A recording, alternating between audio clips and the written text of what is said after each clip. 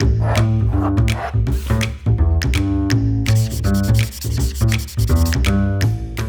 back to Table Talk. I'm Matt Knight with ABFI. Today we're joined by Tim Latimer and Lindsay Dodd, both with Cashco Financial.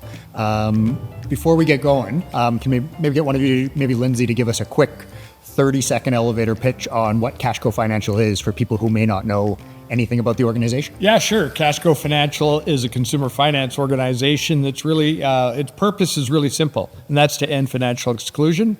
And it's going to do that by putting 1 million Canadians on a path to financial health. It started in 2009 and currently has about 250 employees across 4 provinces in Canada. Awesome. So Tim, could you maybe start, kind of share your journey in kind of what made you start and build Cashco, and kind of what were some of the key challenges and milestones that you went through over the many, many years that you were involved with the organization? It wasn't I didn't deliberately mean to get back into the subprime space. I actually thought I was kind of out of it at one point, but I did help a company out, and I always liked the pawn business, and they were in the pawn business, and I thought, I'm going to help them out, and they started to fail, and I took them over, and instead of thinking about building out the pawn business, I thought I want to build out these individual petty loan and installment loans division. And I actually wanted to start out and try to get it up to 250 stores across Canada. And so the initial thing was really about taking the idea of providing relief for today and hope for tomorrow, and how can we take the left out, the left behind, and the working poor, and we can give them money that they need right now, but the more important thing was, how do we give them the hope for tomorrow and have them climb back up that economic ladder? So we started working through that. I want to say that noble cause said in 8 words or less that people could latch on to, and that really became a bit of a mantra for us to say, this is what we're doing. Do you want to join in this journey kind of thing? Does that make sense? Yeah. Yes. Okay. So we stopped doing the pawn business, and and I love the pawn business. I have to say that I always say it's like working in the laboratory of life. When people come in and they're on the other side of the counter, you can understand they're for the grace of God, yet for a couple of decisions I made, we could be on the other side of the counter at any one time.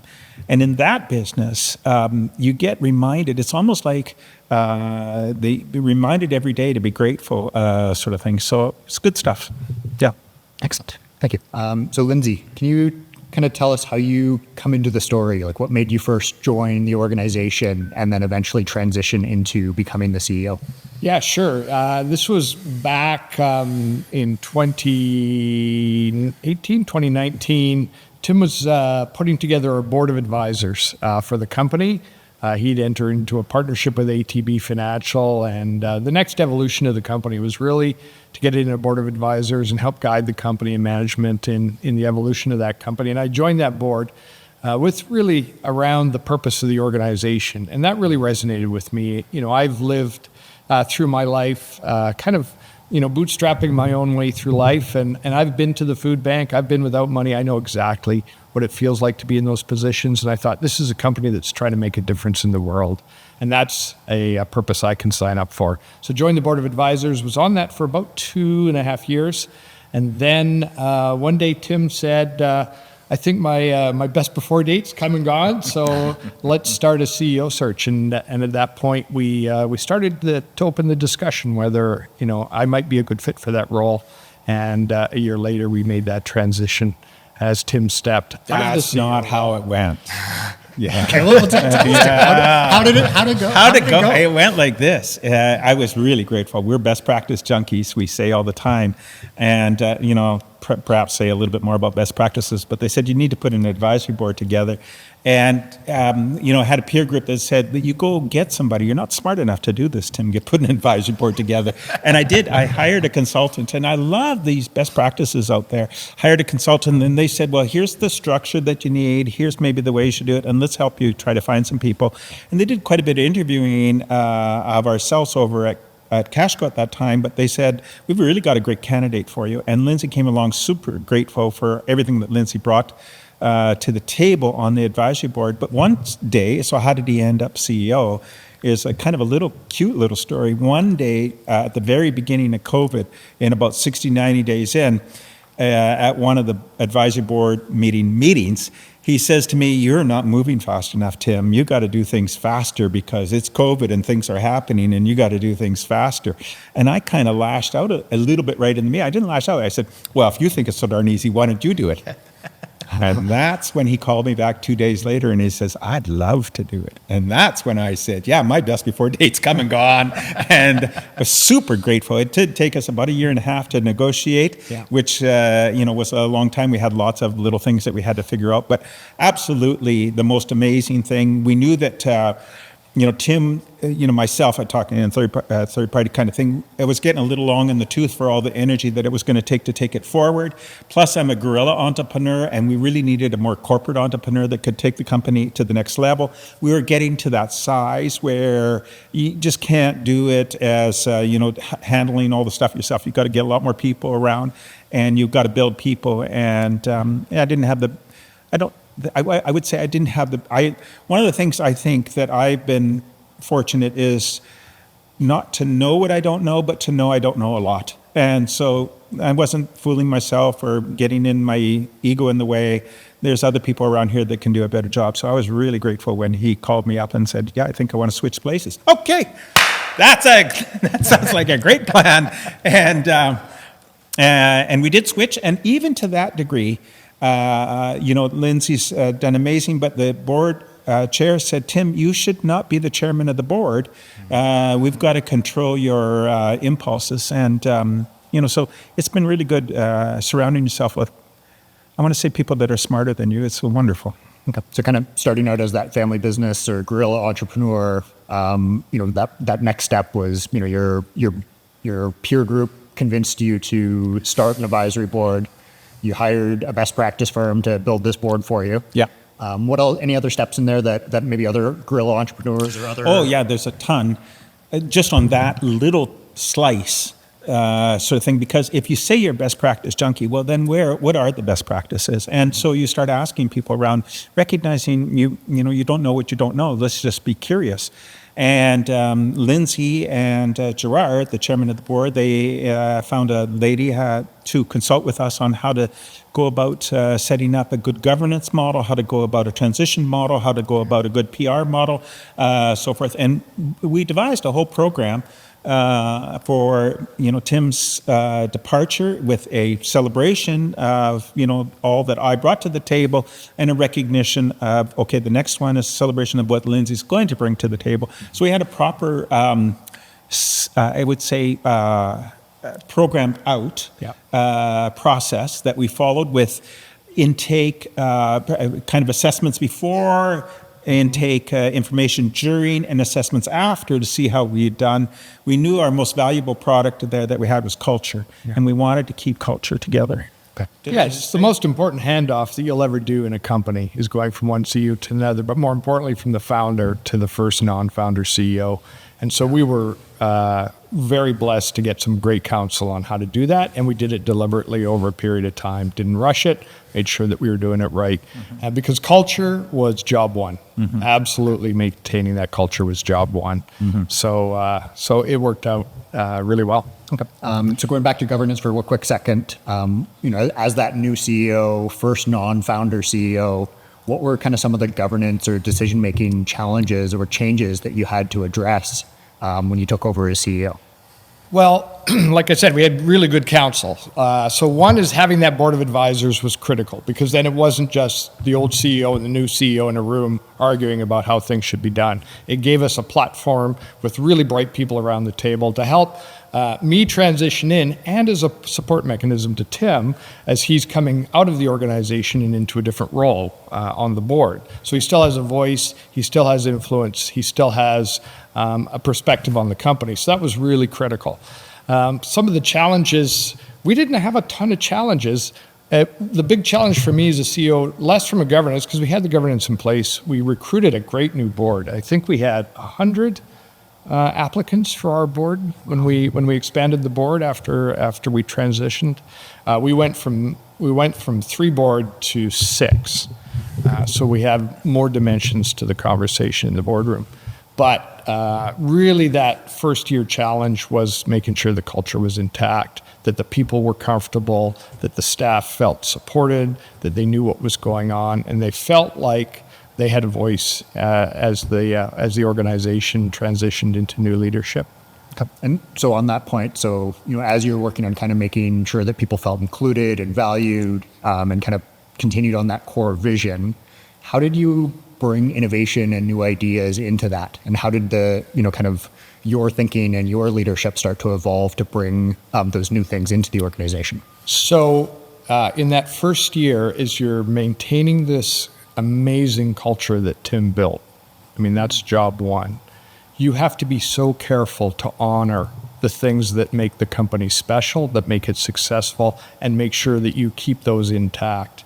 The last thing you can do as a CEO is come in, kick down the door and say, hey, everything's different now, I'm in charge, we're going to do things differently around here. You have to be super careful about that, but making sure that we really understood what were the elements of the company that were so special, and we needed to celebrate every day through that first year of transition was really critical. And I think we were very successful at keeping the culture going, keeping people celebrating the things that were important, and then starting to bring in that innovation. And there's really two types of innovation from that perspective. One is product innovation, and Tim was our chief product officer. I mean, Tim's vision for new product is unlike any in the industry.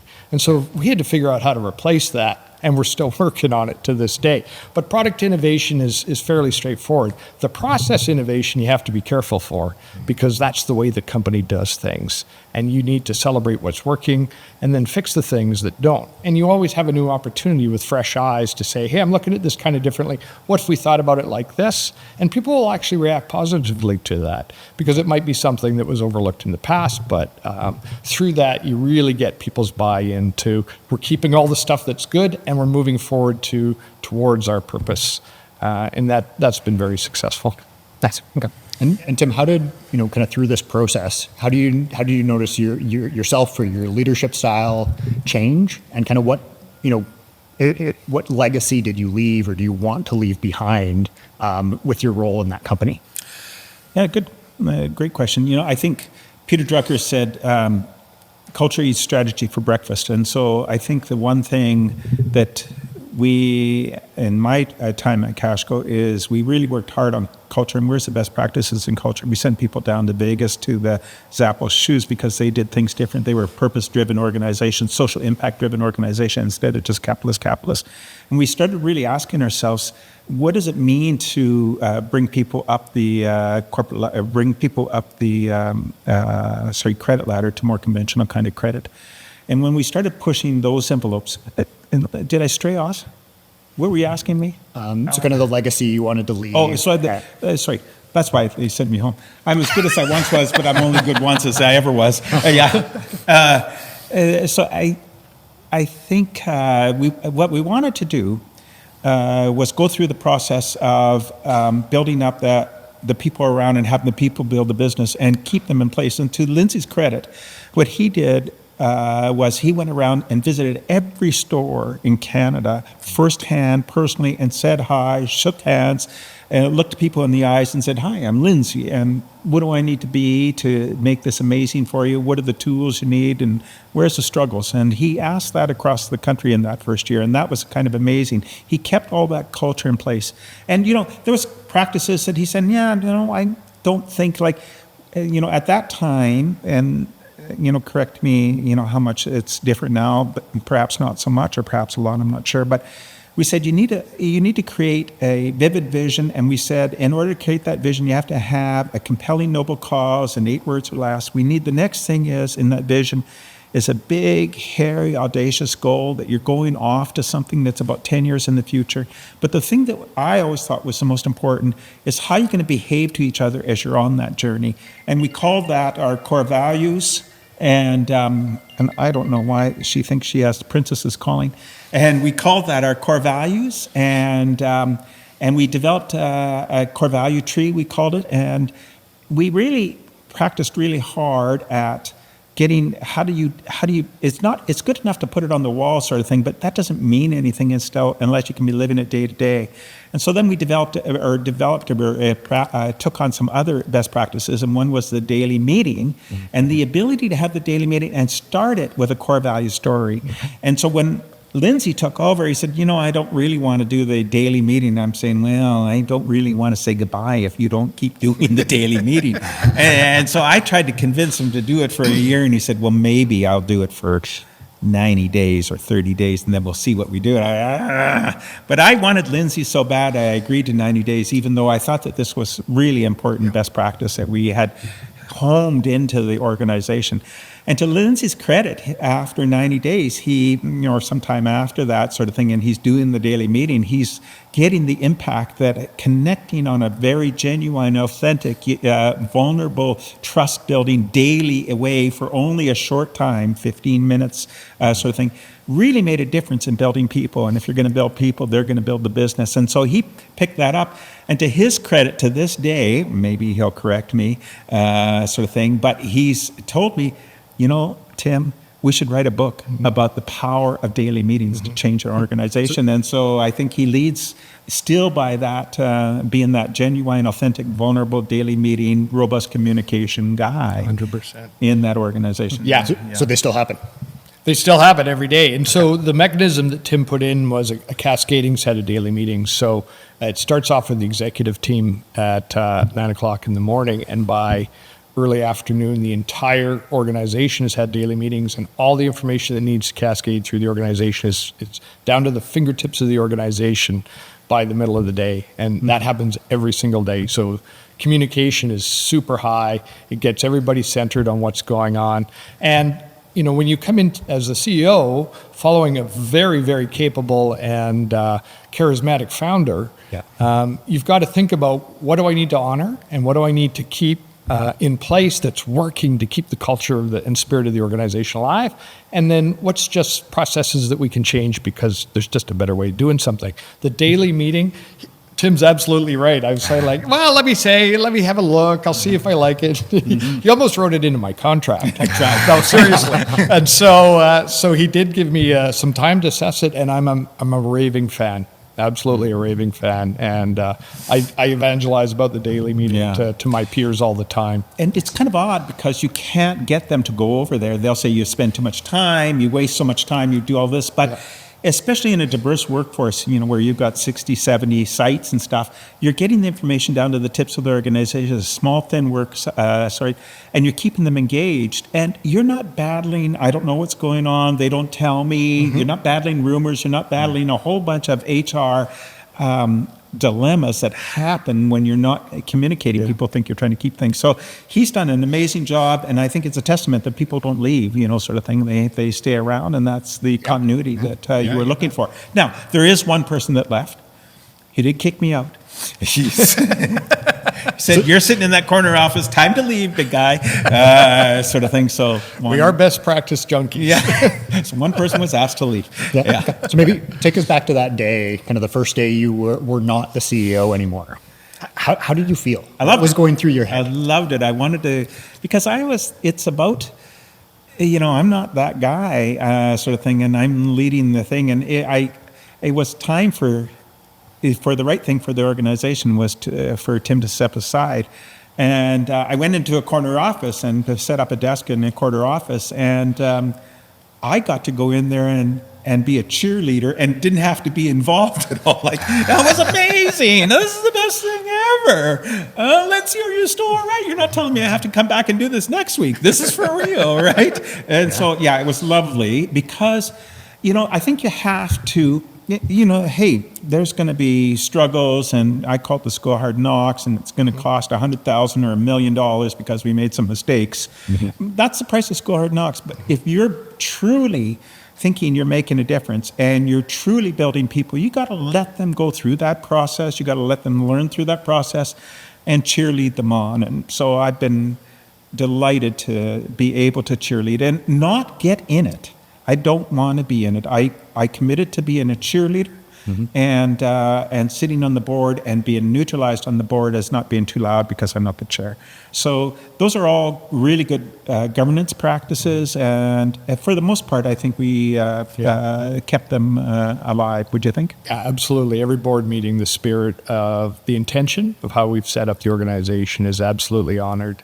Yet we're able to get the best out of everybody because Tim's still full of knowledge, experience, great ideas, great perspectives, and brings so much to every board meetings. I like David Chen way better than he's got a better he's at the front counter. He's really sees our world in perspective. Yeah, Tim's got some, but his stuff might be a little old, so we're always mindful. Let's not follow him down the garden path too far. Yeah. Well, it's actually very effective. So one of our board members is in the similar industry down in Calgary, and so between he and Tim, they bring 20, 30, 40 years of absolutely valuable knowledge on things that we might be experiencing that we haven't experienced before, but he's seen them 3 or 4 times, so can really bring that balance, and so that's invaluable. Yeah, absolutely. And kind of his group and his team is, in essence, a direct competitor of Cashco at that branch level in Calgary, probably. Mm-hmm. What kind of brought you to bring someone, your competitor onto your board? I don't know many people who would be that willing to do it. Unbelievably fortunate. First of all, he's a good guy, reasonable, fair-minded, and a little bit funny. But on top of that, I couldn't think of anybody, if you're in a space, you want to be in that space with somebody that knows exactly what the space is all about from the front. And, that he said yes, sort of thing was a testament, sort of thing. And, I think the law of abundance kind of plays out to that. We've never thought that there was less. He wanted to get started in it about 10, 12 years ago. He came and asked me, and I said, and sat down and shared what I thought I knew. Sort of thing, and he went off. He's always been very gracious about that, about the support that we gave. He's been successful over the last 12 or 13 years and learned a whole bunch. And he's got such frontline experience that he can bring all the way up to board. It's really, really fortunate, and I think we're lucky to absolutely have him blessed. on the board. Yeah, you bet. Yeah. Does that answer that? Or So aside from the daily meeting that we talked about, was there anywhere where kind of your vision or what you had in mind for the company differed when you took things over, Lindsay? So Cashco is an amazing organization, an amazingly successful organization, and Tim built it out that way. And being a best practice junkie, he's brought so many good things into the company. So there wasn't a lot that needed to be fixed. It was what can we build on with this amazing, firm foundation of excellence and a vast staff and a vast retail component. So lots and lots to build on.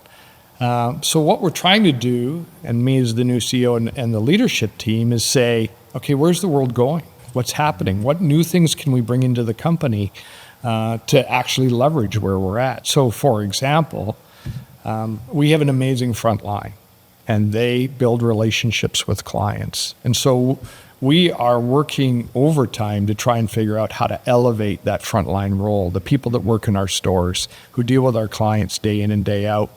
From rather than being a retail clerk style job, how can we make them into financial health advisors where they can build a book of business, have a very rich group of clients, and earn a great living off of that? And that's taking a really good idea and then running with it in a new way. We're looking at what technology can do for us and where the FinHealth and FinTech world is going, and it's changing so fast every day. So keeping up with that and keeping ahead of that and leveraging all those. So it's always building on what we've got in place as a great foundation. Yes. So with that in mind, so kind of where do you see kind of the company going in the next 5 to 10 years? Sure. So I think our BHAG lays it out so clearly. So our purpose is to end financial exclusion, because so many Canadians are facing financial exclusion. We have a very tight banking world here in Canada, and millions of Canadians can't participate in that. So we have to be there for them when they need us. Okay. But our BHAG really talks about where we want to go as a company, and that's to put 1 million Canadians on a path to financial health. Because when they come to us, they're excluded from mainstream banking because they've had some problems or issues in in the past may be their issue or not, but they've got to deal with that. And our job is to help them get back into mainstream banking, turn them into non-clients. And that's kind of the vision that drives the company every single day. So how can we help 1 million Canadians? Well, we've got 65 branches right now scattered across 4 provinces, but we're serving Canadians outside those branches through our digital channels, through online banking, through phone relationships. So we're able to reach far, far more Canadians now than we ever could before. And we want to hit that 1 million Canadians within the next 8 years. Wow. So Tim, now that you've kind of stepped back a little bit, what are have your hopes for where Cashco's going changed at all? And then, kind of what are you working on now? If you're not there day to day, and you're just, the cheerleader every once in a while, or at the board, what does that look like? Starting from the back there, what am I on? Because I think one of the things we figured out is here's all these practices. We got them from books and podcasts and, seminars. And I think one of the great places that we got it for a long time was peer groups, and then we hired a company that we had hold us accountable, third-party accountability kind of thing. So your question? So kind of like how your vision for the company has changed now that you're not involved in No. I think that it's that idea of that relief for today, hope for tomorrow, and now we moved it to ending financial exclusion. I think that relief for tomorrow and ending financial exclusion has energy for people. Hey, I can make a difference. It's not just all about the corporation here. It's about social impact, and I can have a social impact if I get into this and do something with it. So I'm really excited, actually, where Lindsay takes that concept of social impact and not being just capitalist. It's all about us and the money sort of thing. I think we have to be, on the equity side of this equation, I think we have to be really patient to say, go make a difference, and let's see what you can do with that concept of noble cause sort of thing. And then as to what I'm doing today, I'm actually bringing those ideas. I'm bringing what I call the first 3 foundational ideas into other companies. I'm saying, you have to generate a vivid vision. Here's, we had an accordion card that we generated. Here's the accordion card of how we generate a very simple and consumable vivid vision. Here's what 8 words or less feels and looks like as a noble cause. Here's what a big, hairy, audacious goal looks like that you really don't have a lot of chance, but you got to work at it. And here's how you need to behave to each other as you're doing that. So I'm trying to introduce that to other places and how they execute on it. I have Deanna, a former person that's been involved. She's actually got 3 or 4 companies down in Texas now that are saying, this is unbelievable. It's made such a difference over the last year and a half. She goes down there once a month and she executes on those basic things. Okay, let's get you a vision. Let's ask your people to come in and be the amazing best version of themselves. And then the third thing, let's practice robust communication. And so I think that's a package, and I think it makes a difference. And I'm not sure where. I was kind of surprised how much Texas took on to it and said, unbelievable sort of thing. And she's getting more clients as she's kind of going through it. She wasn't really into flying to Texas. That's where the first one said yes, sort of thing. And then I do think Western Canada, I think more so Western Canada than Eastern Canada, is really a place where that concept could make a difference for a lot of businesses. And so I see that as an opportunity going forward. What did you name your new accelerator? So because I thought I had to remind myself every day, what are we doing when we get up this morning? And it's business as a force for good. And so using, I got it from somebody. I'm not saying I'm not that brilliant, but it really did say to me, that's what we do today. Your business, using it as a force for good rather than just, it's everybody, all the stakeholders, not just the shareholder. It's about the people that serve the clients.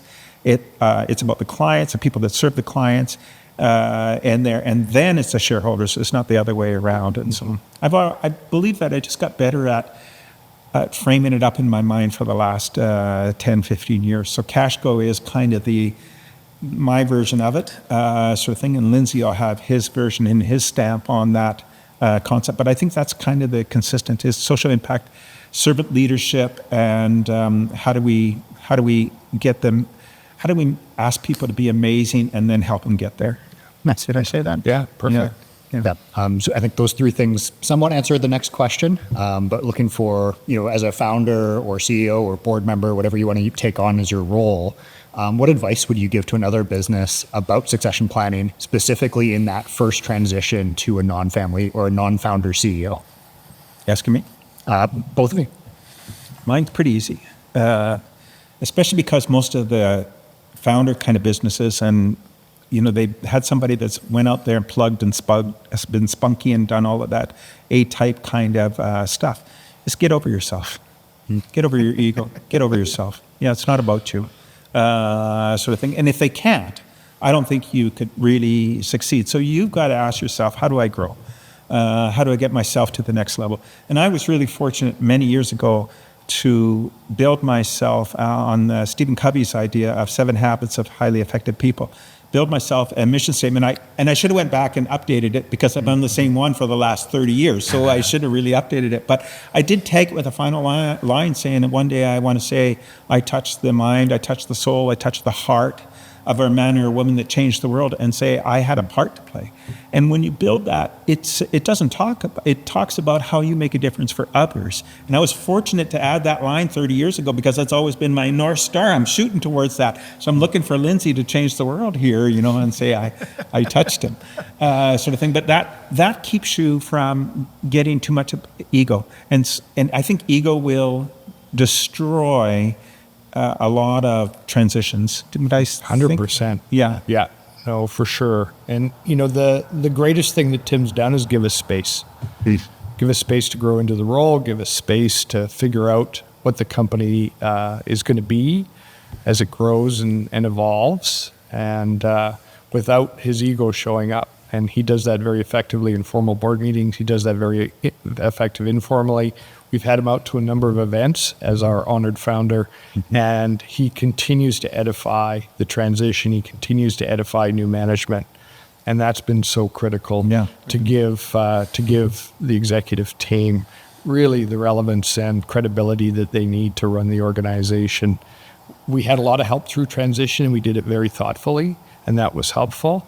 It certainly helped that Tim had new projects that he wanted to achieve, which again is part of the giving of space, right? It creates space. And, I've been on a lot of CEO forums with people who are running as the first generation of non-family CEOs, and they don't get the space. The CEO's firmly planted in his office or her office right next to the CEO every day, and that's a recipe for disaster.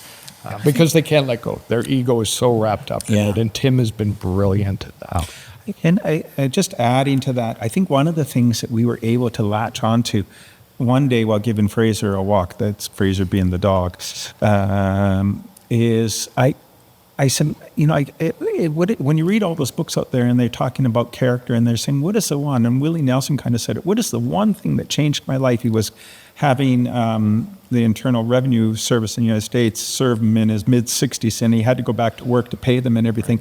And he came up with one concept he said made a difference. He got up every morning and said, who gets to do this? I'm grateful for the opportunity to do this. And when you could get gratitude into your mind and own gratitude, it just changed the way that you behave. And I think what we built as a base foundation is we built in gratitude, we built in modesty, and we built in selflessness. Yeah. And Lindsay's been able to keep those kind of ideas going. But when you build it, I'm grateful for Lindsay coming forward. When you got that as a base component, sort of thing, you can celebrate everything that he brings. And there's no need to complain about the stuff that he isn't. It's not important. It's celebrate the good stuff. And we all come with our own luggage. So I think it was really fortunate for us to own the idea of gratitude and be able to promote it inside of our organization. And we could have a wonderful organization to do that. And if you're working for an oil field company, it's going to be a little hard. It's internal. We get people coming external to us every day that we kind of get a dose of gratitude. Hey, therefore the grace of God go I, and who gets to do this? We get to walk away with that at the end of the day, many, many days. Who gets to do this? This is a complete privilege. Did we say that at all, right? Yeah.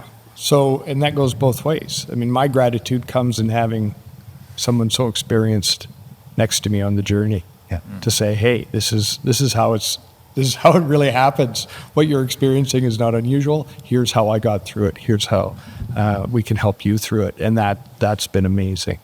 And you have to have that gratitude. You can't see it as a threat of the old way of doing things. It is, and I'm grateful for the company that he left me with, because it is an amazing company. And, you know, as companies are seeking that next leadership, the first non-family leadership, the most important thing is values alignment and making sure that that is absolutely dialed in. And that's something that I was lucky to get immersed with for 2.5 years on the board, is getting immersed in the core values of the company. We use it to hire, we use it to fire, but it is absolutely critical in the selection of your leadership team. And it's made all the difference. And so the gratitude extends right to having that culture and those core values well defined. And we talk about them at every single meeting in the company. Mm-hmm. Yeah. Nice. Excellent. So a little bit more of an open-ended question. Is this too much of a love fest? No. There was a bit of tension with the daily meetings. So we moved beyond that and found some loves. Okay. So kind of what lessons learned would one of you or both of you like to share for either aspiring entrepreneurs, new CEOs, or family businesses in kind of the early stages of their journey? So if they're just thinking about building an advisory board, or just thinking about hiring a non-family CEO, or just thinking about starting that new business. So again, very open-ended, but just wanted to give you an opportunity to provide some lessons learned or advice. New business is completely different than at this stage, sort of thing. So, you know, I think new businesses, there's, I heard Brian Tracy say it the other day, there's 3 rules. The first rule is make sure you go for quality. Don't go for cheapest. Make sure you go for quality. And the second rule is go find revenue and keep going finding revenue. And the third rule is there is no third rule. Go back and do those first 2. That's kind of when you're starting out, I think. When you get a little bit farther along, I do think it's a little bit more layered sort of thing. But yeah, how would you answer? So, you know, what are some of the best practices that we've got? So one is the board is immensely valuable, I think, for Tim and I, as a neutral, safe space in which that we can have hard discussions. And that, I think that's an excellent mechanism to keep that relationship balanced between founder, shareholder, and executive. Number 2 was we got lots of help making the transition. It wasn't Tim just stepped out one day and I stepped in. There's a whole way to lead up to it, and there's a whole way to lead out of it. And best practices, just follow them. Okay.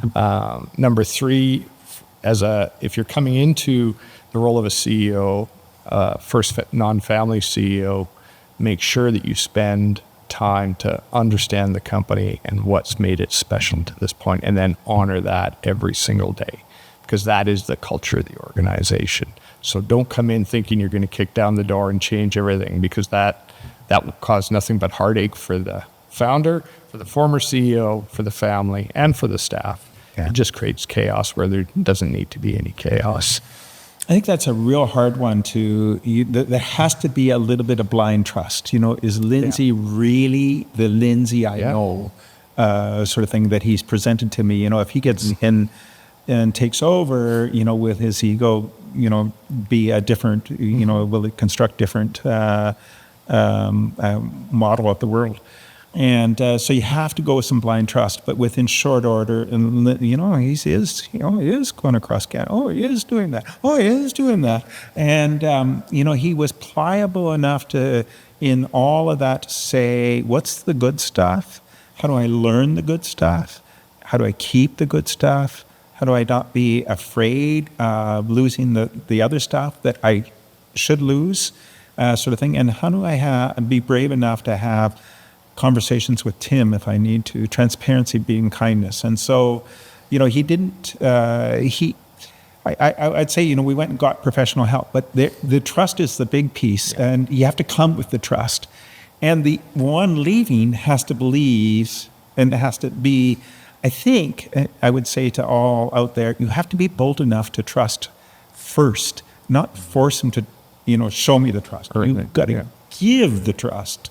and then allow them to mold in, earn it or confirm it or whatever. But if they go backwards, I wouldn't know what to do because fortunately I haven't experienced that.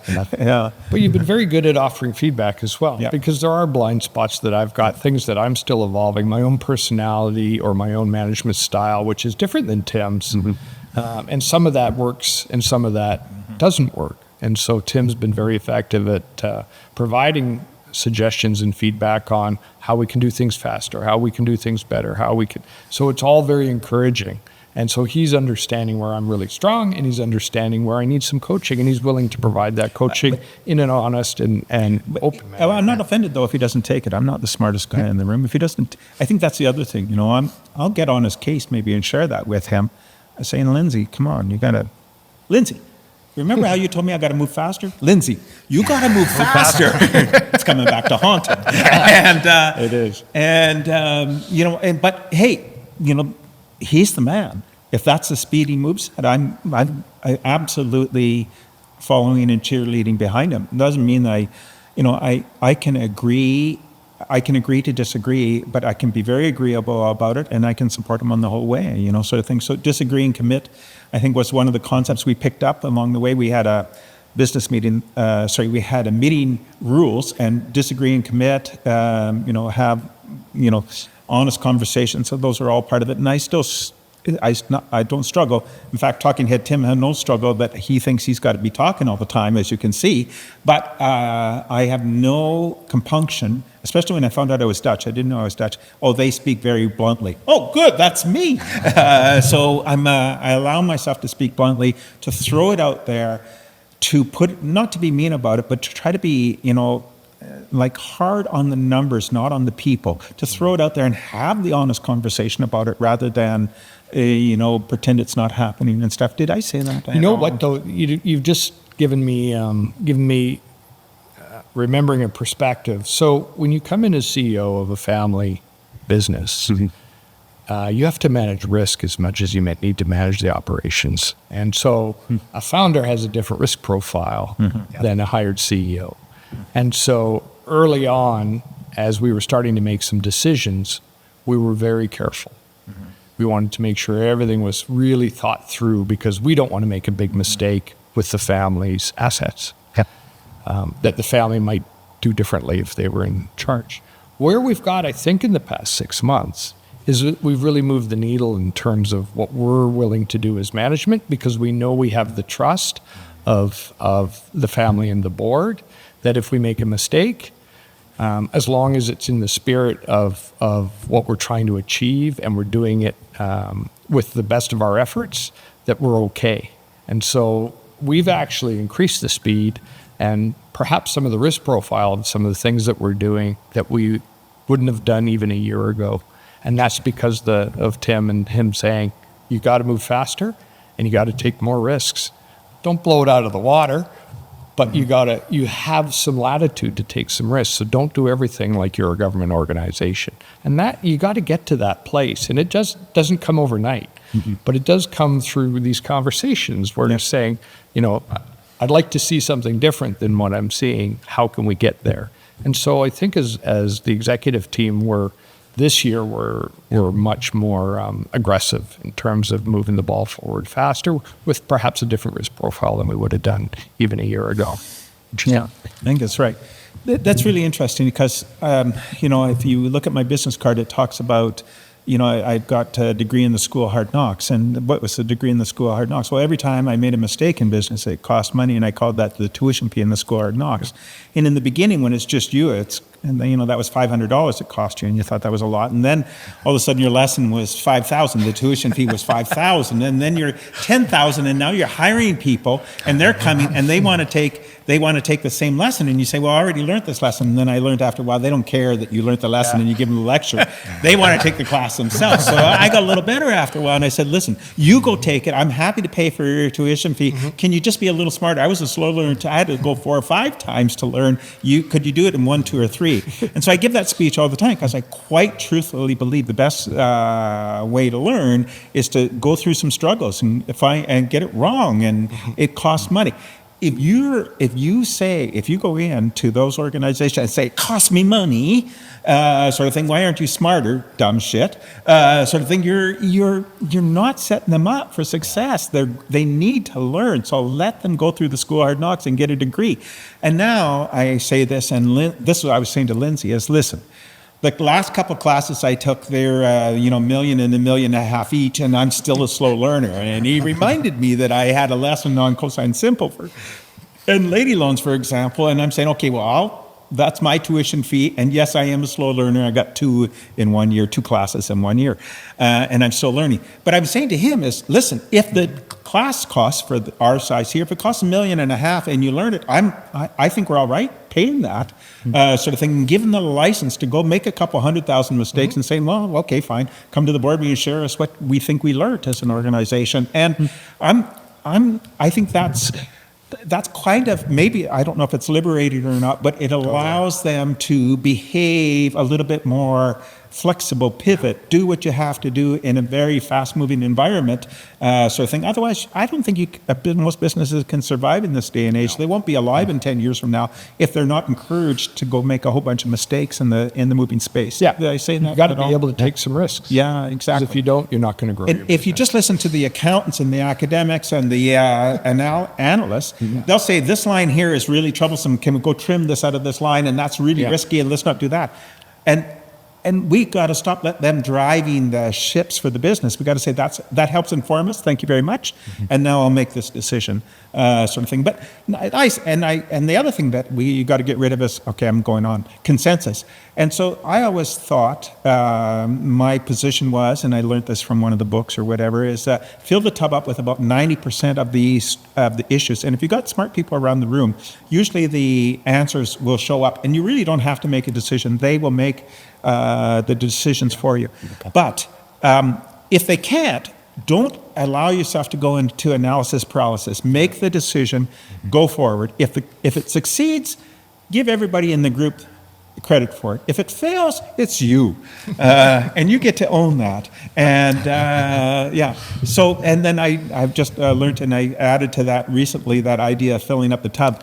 I find that my acquaintance over there, I'm telling him fill the tub up. He's so afraid of making the decision, he now overfills the tub. And I'm saying, keeps filling it. You got so much stuff, all the stuff's flowing over the edge. You got too much in the tub. You don't need to fill it that full. Try to make so you can make it. I never thought of it. You can make it both ways, but it's kind of a version of analysis paralysis. Keep on looking for more information. Never make a decision. There we go. I don't know if that was fun at all. But. Yeah, no, that was good. So aside from kind of the risk tolerance and moving faster and maybe kind of that patient capital that you alluded to, what have been kind of some of the differences that you've noticed coming into a family business? Well, the biggest thing is that there's a very strong tradition in every corner of the business. Like there's a very strong language, there's a very strong way of doing things, there's this very strong history. And navigating that is absolutely fascinating because you've got to be able to say, that makes sense, let's build on that. But then there's another word that we use within the organization post-Tim, which we call folklore. And folklore is stuff that's hanging around the business that nobody actually ever tested whether it was true or not. It was just folklore. But everybody thinks it's true because we've been saying it for 20 years. Preaching it for so long. Exactly. So we do have the other side of that was, let's just test this idea. Is this truly something that we need to build on or can build on, or is this folklore? And if it's folklore, we're going to go find the real answer and then do the real thing that needs to be done here. Yeah. And so it's absolutely fascinating going through that. But we had to invent that term in order to say, let's just test. Yeah. We're not just going to take everything at face value. Let's test. And it's worked out really well. And it's lovely when you think something might be folklore, but it's absolutely true. And there's real substance behind it. And you think, okay, this is a bedrock that I can rest on. We can put a foundation on this idea and run with it. And then there's others that just crumble because they are folklore, and then you clear them away and you put in a new idea. But they must have been good stories for me to keep them They going. were great stories, absolutely. But it's not just the founder, right? I mean, the whole organization has 15 years of building this dialogue, and you just have to and work you through it. get your own language inside. And I always said, that again, this is that which you count improves, and that which you self-count can improve faster, sort of thing. That when you inspect improves. But the piece that I always kind of pontificated on is you come across these ideas or these best practice or whatever, and you got to capture them.